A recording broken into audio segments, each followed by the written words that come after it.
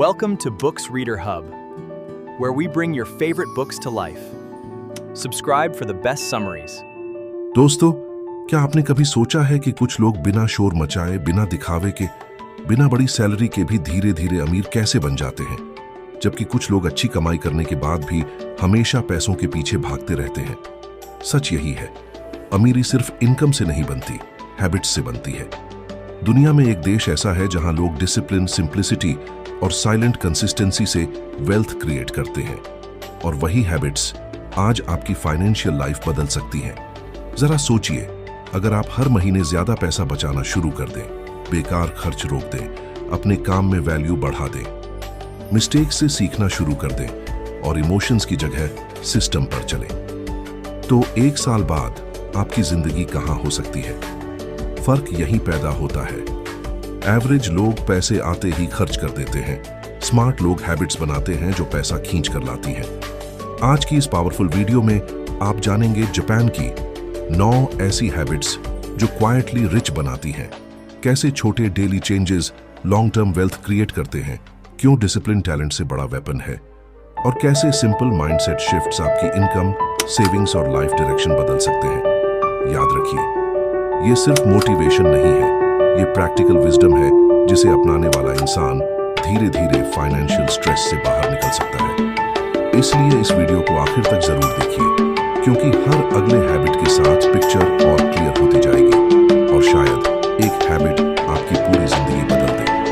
अगर आप चाहते हैं सक्सेस, मनी माइंडसेट और सेल्फ ग्रोथ की ऐसी ही पावरफुल वीडियोस, तो अभी चैनल को सब्सक्राइब कीजिए, वीडियो को लाइक कीजिए, कमेंट में लिखिए क्वाइट रिच, और चलिए शुरू करते हैं वो सीक्रेट्स जिन्हें दुनिया इग्नोर करती है लेकिन विनर्स क्वाइटली फॉलो करते हैं। Chapter 1, Kakeibo, the mindful money journey.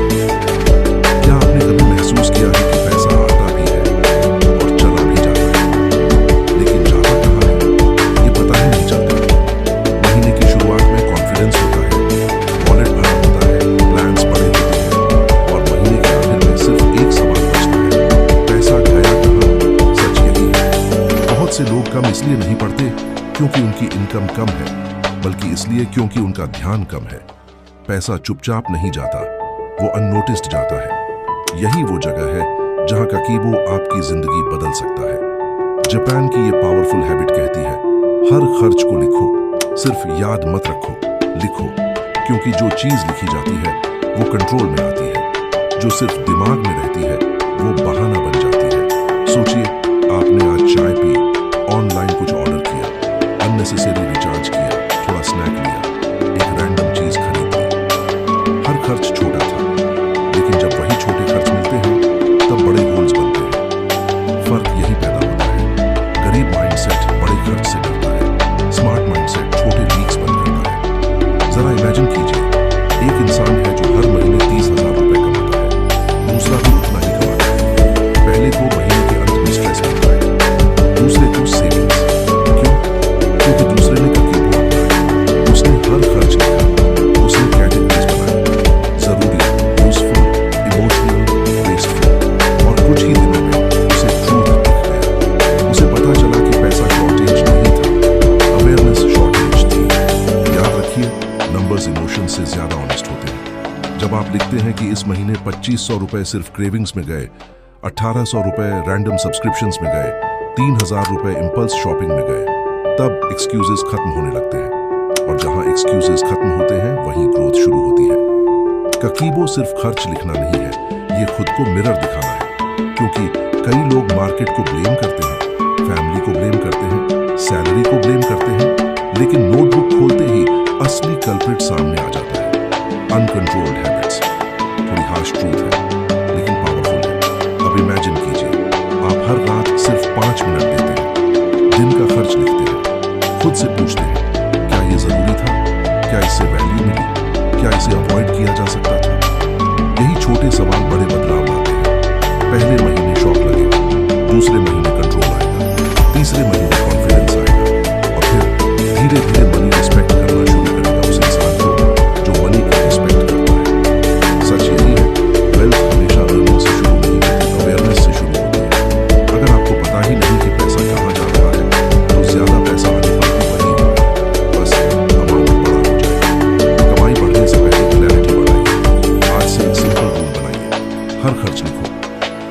₹10 हो या 10,000 रुपए, क्योंकि अमाउंट छोटा नहीं होता, हैबिट बड़ी होती है। यही वो जगह है जहां ऑर्डिनरी लोग बोर्ड होकर छोड़ देते हैं और डिसिप्लिन्ड लोग क्वाइटली रिच बनना शुरू करते हैं। लेकिन सिर्फ खर्च लिखना काफी नहीं है, क्योंकि कुछ लोग लिखते हैं फिर भी वेस्ट करते हैं। क्यों? क्योंकि अगली आदत आपको सिखाएगी कि जो है उसे बचाना कैसे है, और वही हैबिट पैसे को रुकना सिखाती है। Chapter 2, Mottainai, the art of no waste. एक सवाल खुद से पूछिए, क्या आपकी जिंदगी में कमी सच में पैसों की है या बर्बादी की? क्योंकि कई लोग कहते हैं इनकम कम है, मौके कम है, लक कम है, लेकिन अगर ध्यान से देखें तो सबसे ज्यादा कमी डिसिप्लिन की नहीं, सबसे ज्यादा बर्बादी अवेयरनेस की होती है। पैसा सिर्फ खर्च नहीं होता, वो लीक होता है। समय सिर्फ निकलता नहीं, वेस्ट होता है। एनर्जी सिर्फ कम नहीं होती, गलत जगह चलती है। सच यही है, बहुत से लोग गरीब कमाते नहीं, गरीब हैबिट से बनते हैं। और यही वो जगह है जहां जापान की पावरफुल फिलॉसफी आती है, मोर्टनई। मोर्टनई का मतलब है जो वैल्यूएबल है उसे वेस्ट मत करो, चाहे वो पैसा हो, खाना हो, कपड़े हो, समय हो, टैलेंट हो या लाइफ इटसेल्फ। जरा इमेजिन कीजिए, एक इंसान रोज ₹150 की अननेसेसरी चीजों पर खर्च करता है। Coffee, snacks, random online deals, mood shopping. उसे लगता है छोटा अमाउंट है, लेकिन महीने में वही ₹4500 बन जाता है, साल में ₹54,000 और 10 साल में सिर्फ छोटी आदतों ने लाखों खा लिए। फर्क यही पैदा होता है। एवरेज लोग अमाउंट देखते हैं, स्मार्ट लोग पैटर्न देखते हैं। मोर्टनई सिर्फ पैसे बचाने की बात नहीं करता, ये रिस्पेक्ट सिखाता है। जो चीज आपके पास है उसकी कदर करो। आधा खाना प्लेट में छोड़ देना, कपड़े खरीदकर कभी न पहनना, सब्सक्रिप्शंस लेकर भूल जाना, घंटों स्क्रॉलिंग करके माइंड थका देना, ये सिर्फ वेस्ट नहीं, ये सेल्फ डिसरिस्पेक्ट है। याद रखिए, जो इंसान रिसोर्सेज की इज्जत नहीं करता, रिसोर्सेज उसके पास रुकते भी नहीं। सोचिए, दो लोग हैं, दोनों सेम सैलरी कमाते हैं। पहला हर महीने नया गैजेट चाहता है, ट्रेंड फॉलो करता है, ऑफर्स देखकर खरीदता है। दूसरा वही फोन तब तक यूज करता है जब तक जरूरत खत्म न हो जाए, चीजों को मेंटेन करता है, जरूरत और चाहत का फर्क समझता है। कुछ साल बाद पहला EMI में फंसा है, दूसरा इन्वेस्टमेंट में बढ़ रहा है। क्यों? क्योंकि वेल्थ अक्सर अर्निंग से नहीं, लीकेज कंट्रोल से बनती है। मोर्टनई आपको सिखाता है, हर खरीद से पहले पूछो, क्या ये जरूरत है या सिर्फ इंपल्स? हर घंटे से पहले पूछो, क्या ये ग्रोथ देगा या सिर्फ डिस्ट्रैक्शन? हर स्किल से पहले पूछो, क्या मैं इसे यूज कर रहा हूं या वेस्ट कर रहा हूं? यही छोटे सवाल फ्यूचर बदल देते हैं। सच यही है, लोग अक्सर सोचते हैं रिच बनने के लिए ज्यादा कमाना पड़ेगा। हाँ, कमाना जरूरी है, लेकिन अगर बकेट में होल है तो ज्यादा पानी डालने से भी फायदा नहीं। पहले होल्स बंद करो, पहले वेस्ट बंद करो, पहले वैल्यू पहचानो। आज से एक सिंपल चैलेंज है, अगले 7 दिन को इंपल्सिव खरीद नहीं, खाना वेस्ट नहीं, बेवजह स्क्रॉलिंग कम, जो है उसी को बेहतर यूज करो। आप शॉक हो जाओगे कि आपकी लाइफ में ऑलरेडी कितना अबंडेंस है, बस अटेंशन मिसिंग था। यही वो जगह है जहां विनर्स अलग हो जाते हैं। वो हर रिसोर्स को वेपन बनाते हैं, एवरेज लोग रिसोर्सेज को एंटरटेनमेंट बना देते हैं। याद रखिए, पैसा कमाने से पहले पैसे को संभालना सीखो, टाइम पाने से पहले टाइम की इज्जत करो। लेकिन सिर्फ वेस्ट रोकने से वेल्थ नहीं बढ़ती, अगर ग्रोथ ही ना हो तो बचत भी सीमित रह जाएगी। इसलिए अगली आदत बताएगी कि छोटे डेली इंप्रूवमेंट्स कैसे ऑर्डिनरी इंसान को अनस्टॉपेबल बना देते हैं, और वहीं से रियल मोमेंटम शुरू होता है। Chapter 3, kaizen, small daily improvements.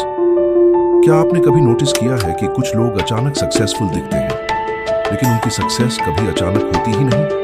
बाहर से लगता है कि एक दिन सब बदल गया, लेकिन अंदर से वो बदलाव रोज के छोटे कदमों का रिजल्ट होता है। सच यही है, लोग बड़े रिजल्ट्स चाहते हैं लेकिन छोटे एक्शंस को इग्नोर कर देते हैं। उन्हें करोड़ों चाहिए लेकिन ₹100 बचाना बोरिंग लगता है। उन्हें फिट बॉडी चाहिए लेकिन 10 मिनट वॉक छोटा लगता है। उन्हें रिच लाइफ चाहिए लेकिन डेली लर्निंग यूजलेस लगती है। और यही गलती एवरेज लोगों को एवरेज बनाए रखती है। यही वो जगह है जहां जापान का पावरफुल प्रिंसिपल आता है, काइजेन। काइजेन का मतलब है कंटिन्यूअस स्मॉल इंप्रूवमेंट। हर दिन थोड़ा बेहतर बनो, बस थोड़ा, परफेक्ट नहीं, प्रोग्रेस। क्योंकि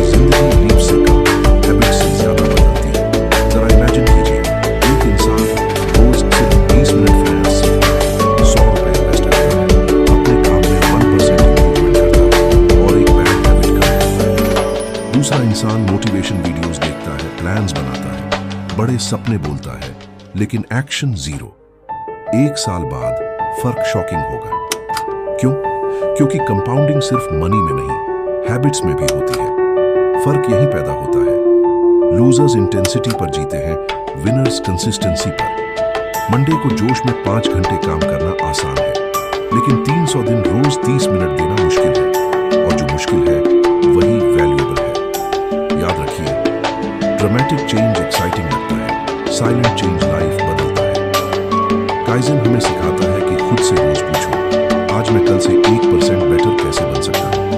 अगर आप जॉब करते हैं तो एक नई स्किल सीखिए, अगर बिजनेस करते हैं तो प्रोसेस इंप्रूव कीजिए, अगर पैसे कम हैं तो स्पेंडिंग अवेयरनेस बढ़ाइए, अगर कॉन्फिडेंस कम है तो कम्युनिकेशन पर काम कीजिए। छोटी चीजें फ्यूचर की फाउंडेशन होती है। सोचिए, एक ट्रेडर रोज डिसिप्लिन जर्नल लिखता है, एक स्टूडेंट रोज 5 पेजेस पढ़ता है, एक एम्प्लॉय रोज थोड़ा एक्स्ट्रा सीखता है। ये एक्शंस छोटे दिखते हैं, लेकिन मंथ्स बाद यही लोग दूसरों से अलग दिखने लगते हैं। बाहर वाले कहते हैं लक है, सच यही है। लक अक्सर रिपीटेड एफर्ट का दूसरा नाम होता है। काइजन का सबसे बड़ा वेपन है पेशेंस, क्योंकि शुरुआत में रिजल्ट नहीं दिखता। पहले 10 दिन बोरिंग लगते हैं, पहले 30 दिन स्लो लगते हैं, पहले 60 दिन डाउट आता है, लेकिन जो रुका नहीं वही जीतता है। यही वो जगह है जहां एवरेज लोग छोड़ देते हैं और डिसिप्लिन्ड लोग आगे निकल जाते हैं। आज से एक रूल बनाइए, ह्यूज गोल्स भूल जाइए, टाइनी एक्शंस शुरू कीजिए।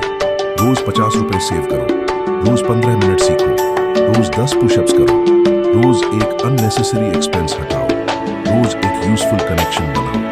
छोटे एक्शंस इंसल्ट मत करो, यही फ्यूचर एम्पायर बनाते हैं। सच यही है, आपका लाइफ डायरेक्शन एक दिन में नहीं बदलता, डेली रूटीन से बदलता है। अगर रूटीन वीक है तो ड्रीम्स भी वीक रहेंगे, अगर रूटीन पावरफुल है तो रिजल्ट्स देर से आएंगे, लेकिन आएंगे जरूर। लेकिन सिर्फ इंप्रूव करते रहना काफी नहीं। अगर इंप्रूवमेंट गलत दिशा में हो तो मेहनत भी आपको थका देगी। इसलिए अगली आदत बताएगी कि किस काम में एफर्ट लगाना है और किस पर्पस के लिए जीना है। वहीं से मेहनत मीनिंगफुल बनती है। Chapter 4, Ikigai, purpose driven work. मान लीजिए आप हर सुबह उठते हैं, अलार्म बजता है, आप उठते हैं, तैयार होते हैं, काम पर जाते हैं, दिन भर मेहनत करते हैं, वापस आते हैं, थक कर सो जाते हैं। फिर वही साइकिल दोबारा शुरू। बाहर से सब नॉर्मल दिखता है, लेकिन अंदर एक सवाल चुपचाप जलता रहता है, मैं ये सब क्यों कर रहा हूं? सच यही है, दुनिया में बहुत लोग काम करते हैं, लेकिन बहुत कम लोग पर्पस के साथ काम करते हैं। और जब काम सिर्फ मजबूरी बन जाता है तो इनकम तो मिलती है, लेकिन एनर्जी खत्म हो जाती है। यही वो जगह है जहां जापान की पावरफुल कंसेप्ट आती है, इकिगाई। इकिगाई का मतलब है वो रीजन जिसके लिए आप सुबह उठते हैं। ऐसा काम, ऐसी दिशा, ऐसा योगदान जिसमें स्किल भी हो, वैल्यू भी हो, मीनिंग भी हो। जरा सोचिए, 2 लोग सेम आवर्स काम कर रहे हैं। पहला सिर्फ सैलरी के लिए काम कर रहा है, दूसरा सीख रहा है, ग्रो कर रहा है, प्रॉब्लम सॉल्व कर रहा है, अपनी वैल्यू बढ़ा रहा है। कुछ साल बाद पहला बर्नआउट महसूस करेगा, दूसरा ब्रेक करेगा। फर्क यही पैदा होता है, जब काम बर्डन लगता है इंसान बनता है, जब काम पर्पस बनता है इंसान बनता है। याद रखिए, पैसा जरूरी है, लेकिन सिर्फ पैसा लॉन्ग टर्म फ्लो नहीं है। शुरुआत में सैलरी मोटिवेट करती है, लेकिन बाद में मीनिंग चाहिए होता है। अगर आपका काम आपको इंटरनली डेड कर रहा है तो चाहे इनकम बढ़े, लाइफ खाली लगेगी। इसलिए इकिगाई पूछता है, आप किस चीज में अच्छे हैं, दुनिया को किस चीज की जरूरत है, किस काम के लिए लोग पे करेंगे, और कौन सा काम आपको जिंदा महसूस कराता है। सोचिए, एक इंसान जॉब करता है लेकिन साइड में स्किल बिल्ड करता है, writing, designing, teaching, sales, coding, content, trading, psychology, communication, कुछ भी। धीरे धीरे उसे समझ आता है कि उसे किस काम में फ्लो आता है। यही काइजन का अगला रूप है। स्मॉल इंप्रूवमेंट सब डायरेक्शन पा चुके हैं। जब डायरेक्शन मिलती है तब मेहनत वेस्ट नहीं जाती। सच यही है, बहुत लोग रॉन्ग लैडर पर तेजी से चढ़ रहे हैं। स्पीड है, डिसिप्लिन है, मेहनत है, लेकिन लैडर गलत दीवार पर टिकी है, इसीलिए वो ऊपर पहुंचकर भी खाली महसूस करते हैं। यही वो जगह है जहां इकिगाई आपको रोककर पूछता है, तुम भाग कहां रहे? इकिगाई का मतलब ये नहीं कि कल से सब छोड़ दो और ड्रीम चेज करो।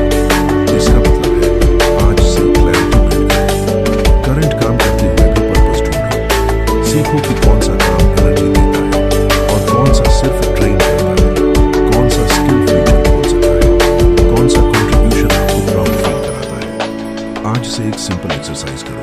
रात को लिखो, आज कौन सा काम करते समय टाइम भूल गया, किस चीज में नेचुरली इंटरेस्ट आया, किस काम के बाद सेटिस्फैक्शन मिला। क्लूज वहीं छिपे हैं। पर्पस अचानक नहीं मिलता, नोटिस करने से मिलता है। यही वो जगह है जहां विनर्स अलग हो जाते हैं। वो सिर्फ पे चेक नहीं ढूंढते, वो वैल्यू क्रिएशन ढूंढते हैं। क्योंकि जितनी बड़ी प्रॉब्लम आप सॉल्व करते हो, उतनी बड़ी इनकम आपका पीछा करती है। लेकिन पर्पस मिल जाने के बाद भी एक ट्रैप बचता है, परफेक्शन का ट्रैप। बहुत लोग डायरेक्शन समझ लेते हैं, फिर परफेक्ट टाइमिंग का इंतजार करते करते साल बर्बाद कर देते हैं। इसलिए अगली आदत सिखाएगी कि इम्परफेक्ट होकर भी आगे कैसे बढ़ना है, और वहीं रियल फ्रीडम शुरू होती है। Chapter 5, wabi sabi, embracing imperfection. क्या आपने कभी अपनी जिंदगी को इसलिए रोका है क्योंकि सब कुछ परफेक्ट नहीं था? सही समय नहीं आया, पैसा कम था, स्किल पूरी नहीं थी, कॉन्फिडेंस नहीं था, कैमरा अच्छा नहीं था, मार्केट क्लियर नहीं था, लोग सपोर्ट नहीं कर रहे थे, और इसी इंतजार में महीने सालों में बदल गए। सच यही है, बहुत लोग फेल एक्शन से नहीं होते, फेल मीटिंग से होते हैं। वो शुरुआत नहीं हारते, वो शुरुआत टालते टालते हार जाते हैं। यही वो जगह है जहां जापान की गहरी फिलॉसफी आती है, वाबी-साबी। वाबी-साबी सिखाता है कि इम्परफेक्शन में भी ब्यूटी है, वैल्यू है, प्रोग्रेस है। टूटी चीज बेकार नहीं होती, अधूरी चीज वर्थलेस नहीं होती, रफ शुरुआत शेमफुल नहीं होती। जरा सोचिए, एक इंसान परफेक्ट प्लान बनाता रहता है, दूसरा इम्परफेक्ट शुरू कर देता है। पहले के पास आइडियाज हैं, दूसरे के पास एक्सपीरियंस। पहले के पास एक्सक्यूजेस हैं, दूसरे के पास मोमेंटम। कुछ साल बाद किसके पास रिजल्ट्स होंगे? फर्क यही पैदा होता है। दुनिया परफेक्ट लोगों को नहीं, मूविंग लोगों को रिवॉर्ड करती है। याद रखिए, परफेक्शन अक्सर एक्सेलेंस का नाम नहीं, फियर का डिस्गाइज होता है। मैं तैयार नहीं हूं, कई बार सच नहीं होता, वो डर होता है। अभी सही टाइम नहीं है, कई बार लॉजिक नहीं होता, वो कंफर्ट जोन होता है। थोड़ा और सीख लो, फिर शुरू करो।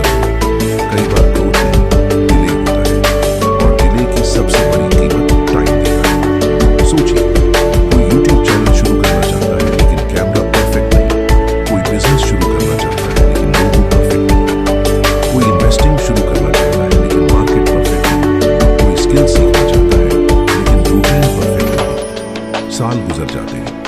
दूसरी तरफ कोई मोबाइल से शुरू करता है, बेसिक लोगो से शुरू करता है, छोटी SIP से शुरू करता है, इम्परफेक्ट इंग्लिश से सीखना शुरू करता है, और वही आगे निकल जाता है।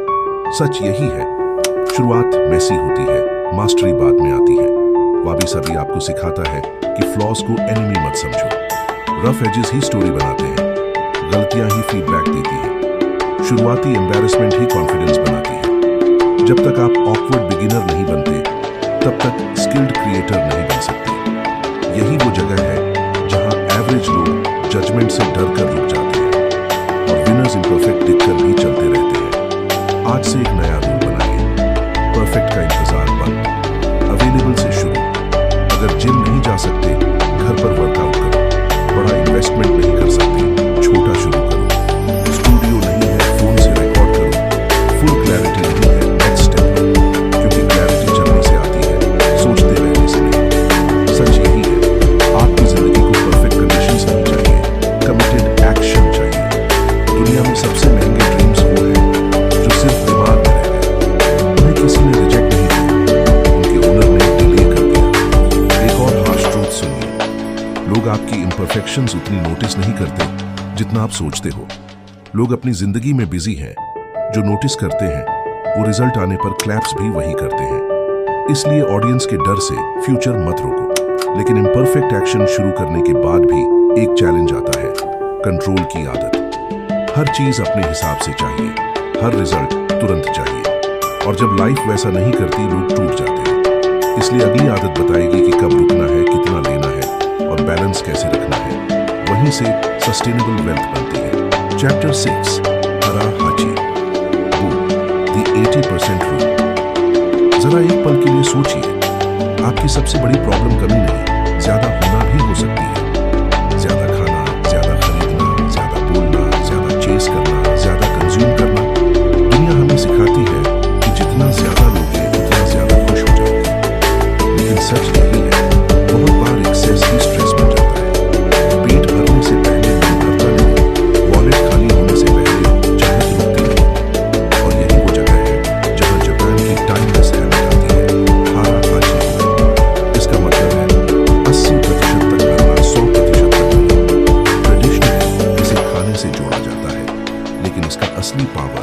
लाइफ के हर हिस्से में है।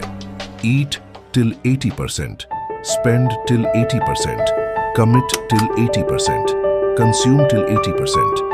क्योंकि जब आप हमेशा लिमिट तक जाते हैं, रिकवरी खत्म हो जाती है, मार्जिन खत्म हो जाता है और बिना मार्जिन के लाइफ फ्रैजाइल बन जाती है। सोचिए, दो लोग 50,000 रुपए कमाते हैं। पहला 49,000 रुपए लाइफस्टाइल पर खर्च कर देता है, दूसरा 40,000 रुपए में कंफर्टेबल लाइफ जीता है और बाकी इन्वेस्ट करता है। बाहर से दोनों सेम दिखते हैं, अंदर से एक प्रेशर में है, दूसरा प्रोग्रेस में। फर्क यही पैदा होता है। एवरेज लोग इनकम बढ़ने पर एक्सपेंसेस बढ़ाते हैं, स्मार्ट लोग मार्जिन बढ़ाते हैं। याद रखिए, फाइनेंशियल फ्रीडम सैलरी से कम, गैप से ज्यादा बनती है। इनकम और एक्सपेंस के बीच का गैप ही फ्यूचर बनाता है। अगर हर महीने सब खत्म हो जाता है तो चाहे पैकेज कितना भी हो, आप ट्रैप हो। अगर थोड़ा बचता है, ग्रो करता है, इन्वेस्ट होता है तो क्वाइटली वेल्थ बन रही है। और हाँ जी, वो आपको सिखाता है कि बस क्योंकि अफोर्ड कर सकते हैं, इसका मतलब ये नहीं कि खरीदना चाहिए। नया फोन लॉन्च हुआ तो लेना जरूरी नहीं, बड़ा EMI लेना प्रोग्रेस नहीं, हर वीकेंड बाहर खाना रिवॉर्ड नहीं, हर ऑफर अपॉर्चुनिटी नहीं। कई बार नहीं बोलना ही सबसे प्रॉफिटेबल डिसीजन होता है। सोचिए, खाने में भी यही लॉजिक है। 100% भरकर खाना शॉर्ट प्लेजर देता है, 80% पर रुकना लॉन्ग हेल्थ देता है। पैसे में भी यही है। 100% खर्च शॉर्ट डोपामिन देता है, 80% स्पेंडिंग लॉन्ग सिक्योरिटी देती है। टाइम में भी यही है। कैलेंडर फुल भर देना प्रोडक्टिव नहीं, बर्नआउट का शॉर्टकट है। थोड़ा स्पेस छोड़ना विजडम है। सच यही है, लोग हमेशा मैक्स मोड में जीते हैं। Max spending, max stress, max commitments. फिर पूछते हैं पीस क्यों नहीं है?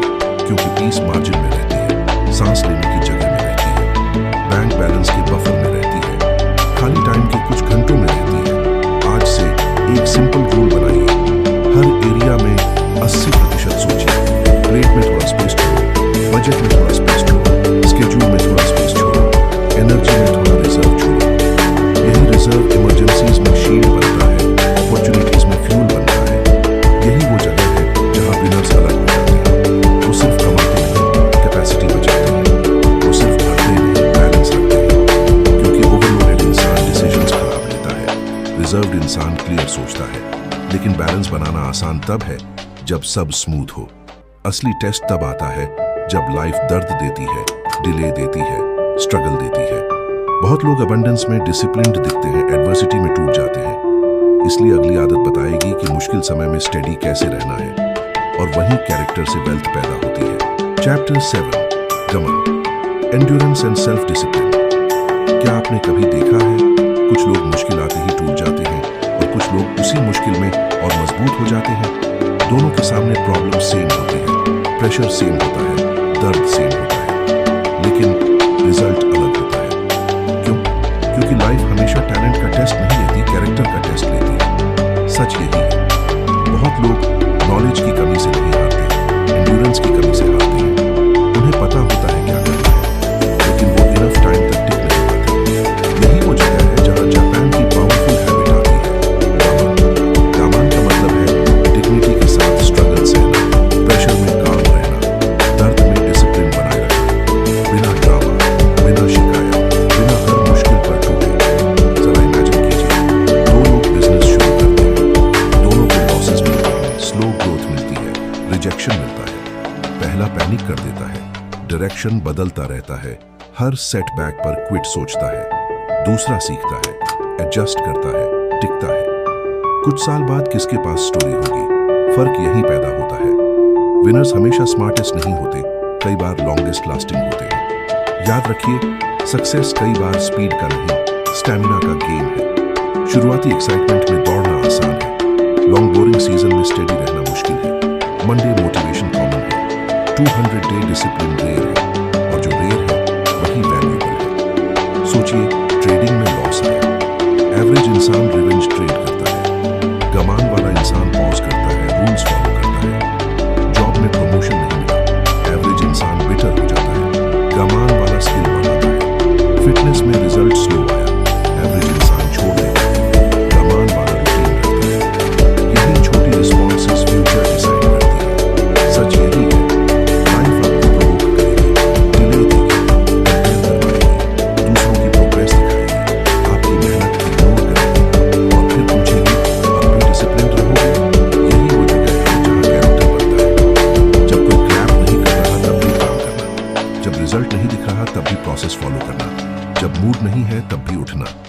कॉमन सफरिंग वर्शिप नहीं है।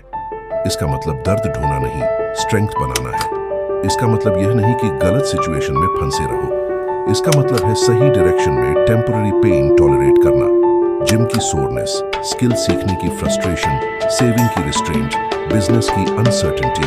ये पेन्स इन्वेस्टमेंट है, पनिशमेंट नहीं। आज से एक नया सवाल पूछिए, मैं डिस्कम्फर्ट से भाग क्यों रहा हूँ? थोड़ी बोर्डम से डरते हो, थोड़ी रिजेक्शन से, थोड़ी वेटिंग से? याद रखिए, कंफर्ट शॉर्ट टर्म अच्छा लगता है, लेकिन अक्सर लॉन्ग टर्म एक्सपेंसिव होता है। डिसिप्लिन शॉर्ट टर्म कठिन लगता है, लेकिन लॉन्ग टर्म प्राइसलेस होता है। एक और हार्श ट्रूथ सुनिए, बहुत लोग टैलेंट होने के बावजूद पीछे रह जाते हैं क्योंकि उनका नर्वस सिस्टम वीक होता है। प्रेशर आते ही डिसीजंस टूट जाते हैं। इसीलिए एंड्योरेंस सिर्फ बॉडी की नहीं, माइंड की ट्रेनिंग है। Bold emotions, clear actions. आज से माइक्रो मोमेंट प्रैक्टिस करो। अलार्म बजे तो उठो, बजट बनाया है तो फॉलो करो, प्लान है तो मूड के बिना भी करो, डिफिकल्ट कॉन्वर्सेशन करनी है तो करो, डिले आया है तो पैनिक मत करो। यही डेली हैबिट्स आपको अनशेकेबल बनाते हैं, लेकिन टिके रहना ही पूरी कहानी नहीं है। कभी कभी लाइफ आपको तोड़ती भी है। प्लान टूटता है, ट्रस्ट टूटता है, पैसा टूटता है, कॉन्फिडेंस टूटता है। तब सिर्फ एंड्योरेंस काफी नहीं, तब अगली आदत सिखाएगी कि टूटने के बाद और खूबसूरती से कैसे जुड़ना है। और वहीं असली ट्रांसफॉर्मेशन शुरू होता है।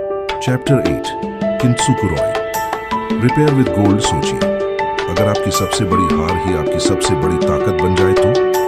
अगर जो चीज आपको तोड़ गई वही चीज आपको नया बना दे तो?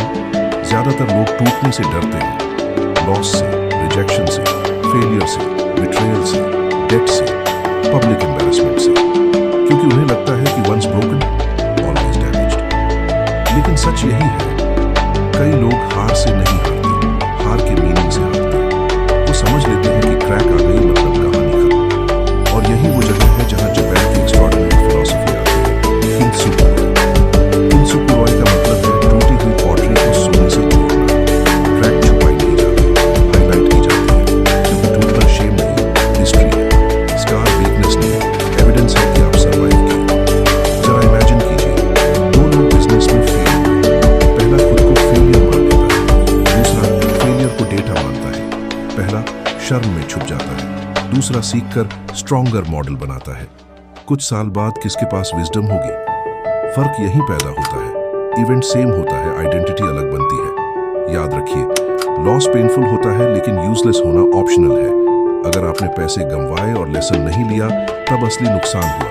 अगर रिलेशनशिप टूटा और स्टैंडर्ड्स नहीं सीखे तब नुकसान हुआ। अगर पब्लिक एम्बैरेसमेंट हुआ और करेज नहीं बढ़ा तब नुकसान हुआ। पेन फी है, लेसन रिटर्न है। सोचिए, ट्रेडिंग में बड़ा नुकसान हुआ। एवरेज इंसान मार्केट से नफरत करने लगता है या डबल रिस्क लेकर रिवेंज करता है। किंत्सुकुरोई माइंडसेट वाला जर्नल खोलता है, पैटर्न ढूंढता है, ईगो मिस्टेक समझता है, सिस्टम मजबूत करता है।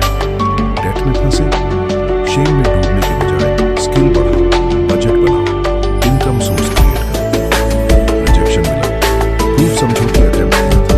सच यही है, जिन लोगों को आप आज कॉन्फिडेंट देखते हो उनमें से कई लोग पहले टूट चुके होंगे। जिनको वाइस देखते हो वो पहले नाइव थे, जिनको स्टेबल देखते हो वो पहले केओस से गुजरे हैं। गोल्ड सीधे नहीं बनता, प्रेशर से बनता है। कैरेक्टर सीधे नहीं बनता, क्रैक से बनता है।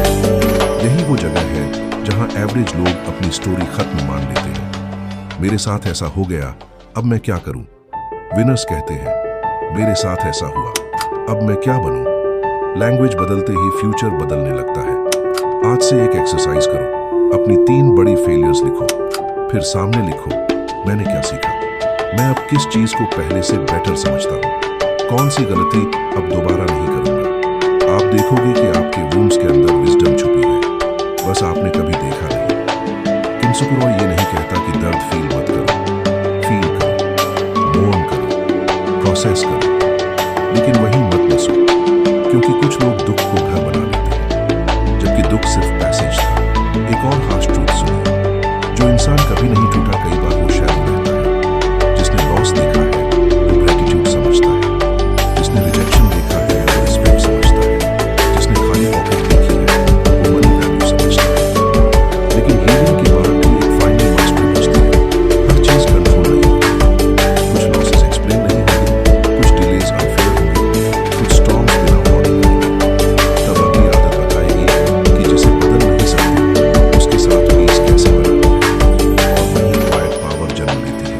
चैप्टर 9 शोगानाई acceptance of what cannot be changed. क्या आपने कभी नोटिस किया है कि बहुत लोग अपनी एनर्जी मेहनत में कम, फ्रस्ट्रेशन में ज्यादा खर्च करते हैं? वो पास्ट को लेकर जलते रहते हैं, मार्केट को कोसते रहते हैं, फैमिली सर्कमस्टेंसेस को ब्लेम करते रहते हैं, अनफेयर लोगों के बारे में सोचते रहते हैं, मिस्ड अपॉर्चुनिटीज पर पछताते रहते हैं। बाहर से वो बिजी दिखते हैं, अंदर से वो स्टक होते हैं। सच यही है, इंसान हमेशा प्रॉब्लम से नहीं हारता, कई बार रेजिस्टेंस से हारता है। जो बदल नहीं सकता, उससे लड़ते लड़ते वो खुद कमजोर हो जाता है। यही वो जगह है जहां जापान की शांत लेकिन पावरफुल विजडम आती है, शोगानाई। शोगानाई का मतलब है कुछ चीजें आपके कंट्रोल में नहीं है, उन्हें स्वीकार करो और जो कंट्रोल में है उस पर पूरी ताकत लगाओ। इसका मतलब हार मानना नहीं है, इसका मतलब रियलिटी से लड़ाई बंद करना है। क्योंकि जब आप मौसम पर गुस्सा करते हैं, मौसम नहीं बदलता, सिर्फ आपका मूड खराब होता है। जब आप पास्ट पर रोते हो, पास्ट वापस नहीं आता, सिर्फ प्रेजेंट चला जाता है। जरा इमेजिन कीजिए, दो लोग प्रॉब्लम्स करते हैं। पहला हर दिन यही कहता है, मेरे साथ ही क्यों हुआ, सिस्टम खराब है, लक खराब है, लोग गलत हैं। दूसरा दुख महसूस करता है लेकिन जल्दी पूछता है, अब नेक्स्ट क्या है, कौन सी स्किल चाहिए, किससे बात करनी है, कहां अप्लाई करना है। कुछ महीनों बाद फर्क शॉकिंग होगा। क्यों? क्योंकि इवेंट ने दोनों को हिट किया, लेकिन रिस्पॉन्स ने फ्यूचर अलग कर दिया। फर्क यही पैदा होता है, वीक माइंडसेट रियलिटी से आर्ग्यू करता है, स्ट्रॉन्ग माइंडसेट रियलिटी के साथ स्ट्रेटेजी बनाता है। याद रखिए, एक्सेप्टेंस पैसिव नहीं, प्रैक्टिकल है। जब डॉक्टर डायग्नोसिस बताता है, फर्स्ट स्टेप डिनायल नहीं, क्लैरिटी होती है। जब बिजनेस डाउन है, फर्स्ट स्टेप ईगो नहीं, नंबर्स होते हैं। जब रिलेशनशिप खत्म है, फर्स्ट स्टेप बेगिंग नहीं, ट्रूथ होता है। सोचिए, मार्केट क्रैश हो गया, एवरेज इंसान panic, news addiction, emotional decisions. शोगानाई माइंडसेट वाला रिस्क रिव्यू करता है, प्लान एडजस्ट करता है, लॉन्ग टर्म सोचता है। इन्फ्लेशन बढ़ गया, शिकायत एंडलेस नहीं, इनकम स्किल्स पर फोकस। पास्ट में इन्वेस्टमेंट मिस हो गई, पछतावा नहीं, नेक्स्ट अपॉर्चुनिटी के लिए तैयार। यही वो जगह है जहां क्वाइट रिच लोग अलग दिखते हैं, वो एनर्जी कंजर्व करते हैं। सच यही है, आपकी जिंदगी की बहुत सी थकान काम से नहीं, मेंटल फाइटिंग से आती है। ऐसा क्यों हुआ, मेरे साथ ही क्यों? काश मैंने ये सवाल आंसर्स कम, वूंड्स ज्यादा देते हैं। कभी कभी सबसे पावरफुल सेंटेंस होता है, हो गया, अब आगे। आज से एक सिंपल फिल्टर लगाइए। जो चीज कंट्रोल में है, habits, skills, savings, attitude, effort, network, health routine. जो कंट्रोल में नहीं, पास्ट, दूसरों का behaviour, economy, weather, instant results, सबकी ओपिनियन। पहले लिस्ट पर काम करो, दूसरी लिस्ट पर पीस रखो। एक और हार्श ट्रूथ सुनिए, कई लोग स्मार्ट होते हुए भी आगे नहीं बढ़ते, क्योंकि उनका माइंड पुरानी लड़ाइयों में फंसा रहता है। वो फिजिकली प्रेजेंट है, मेंटली पास्ट में। और जो इंसान प्रेजेंट में नहीं, वो प्रोग्रेस में भी नहीं। शोगानाई सरेंडर नहीं है, ये स्ट्रेटेजिक काम है। ये कहता है, स्टॉर्म आया है, ठीक है, अब नाव चलाओ। डिले आया है, ठीक है, अब स्किल बढ़ाओ। रिजेक्शन आया है, ठीक है, अब स्टैंडर्ड उठाओ। यही वो जगह है जहां इनर फ्रीडम शुरू होती है। जब आप हर चीज को कंट्रोल करने की कोशिश छोड़ देते हो, तब आप खुद को कंट्रोल करना शुरू करते हैं। और सच यही है, वेल्थ सिर्फ बैंक बैलेंस नहीं, स्टेबल माइंड भी है। अब जब आपने discipline, growth, purpose, imperfection, balance, endurance, healing और एक्सेप्टेंस सीख लिया है, अगला सवाल सिर्फ एक है, इनमें से कौन सी आदत आज से आपकी जिंदगी बदलना शुरू करेगी?